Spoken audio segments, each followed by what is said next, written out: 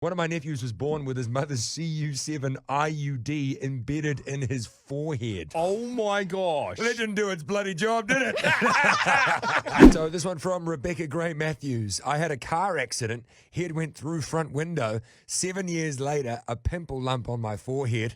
I squeezed it and 3 more good-sized pieces of glass came out. Oh my gosh. Very slow exfoliation. That would be... Tiffany Waller, an absolute injury magnet.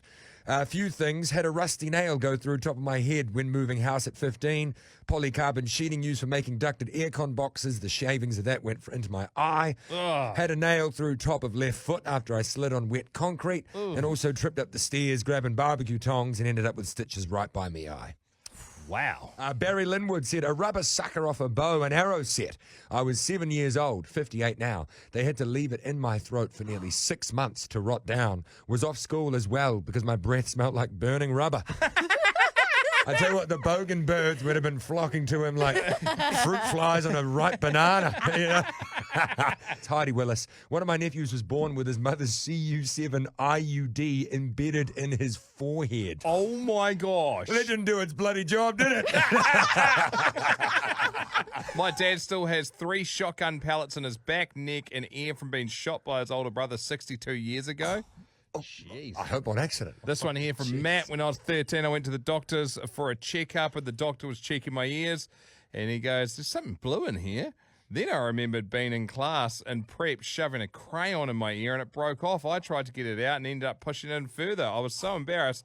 I told no one. It stayed in my ear canal for 7 to 8 years. Oh. This from Jojo Harrison. My best friend said to me my mum's had a bad accident. She fainted in the bathroom after a shower. She'd landed face first on the vanity basin. The tap had gone into her eye socket. I've had enough. Ah! You don't have to wash back there, Mum. She spent a few days in hospital and was okay. Her eye was saved. The ambulance people were amazing. They had to get the tap off and then take her to hospital with it still in her eye socket. Wow. That is revolting. Let's all be honest, we're not going to beat that. No. Teagues, you miss out. That's fine. That's fine. That thing would stink. Oh, God. Oh, God. This one here from Kathy Hall. I had a great aunt who was resting her head on top of her hand whilst holding a broom and gossiping away.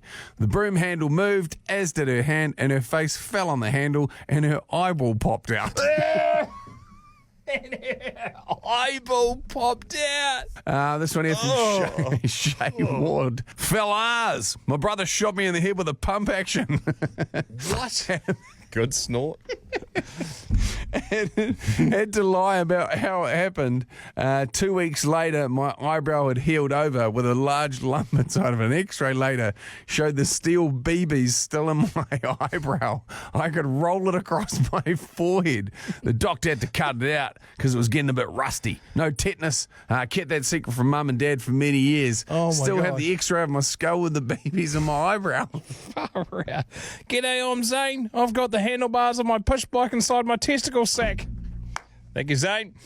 This one here from Frank. When I was working on a ward, the word got around one night that one teenage boy had an arrow sticking out of his forehead. Oi. So being the curious lads, my offsider and I made an excuse to attend this ward. Sure enough, there he was sitting up in bed with an arrow sticking out of his forehead. It was actually a green stick/branch. A mate had made a bow and arrow out of some shrub and then fired it at the young lad, had him right in the middle of his forehead. His father and doctor were trying to keep a straight face. The doctor said, relieved, that the pointy end was just sitting in his sinus, and thankfully it had not gone into either eye or other sensitive points. Have a go at this one from Katie. I had a pain in my neck, so I went to the chiropractor. He said the pain in my neck related to the way that I was standing and that the problem was at the front slightly to one side of my navel. He had to feel around and told me that my organs were not where they should be and sent me in for an ultrasound.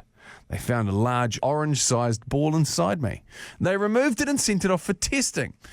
I found it to have bone and hair in it. It was actually my twin, which had been dormant inside me for 50 years, but started to grow when it attached itself to my ovary and got hormonal. Oh my god! Apparently, I'd murdered my twin sister in my mum's womb, absorbed her into my body. Yeah, no, that's this week's winner. Just a wee ball of teeth and hair. That thing would stink. Oh, God. Oh, God. Pretty low blood supply there. Be real calcious. You right? See you, mate. Almost got him.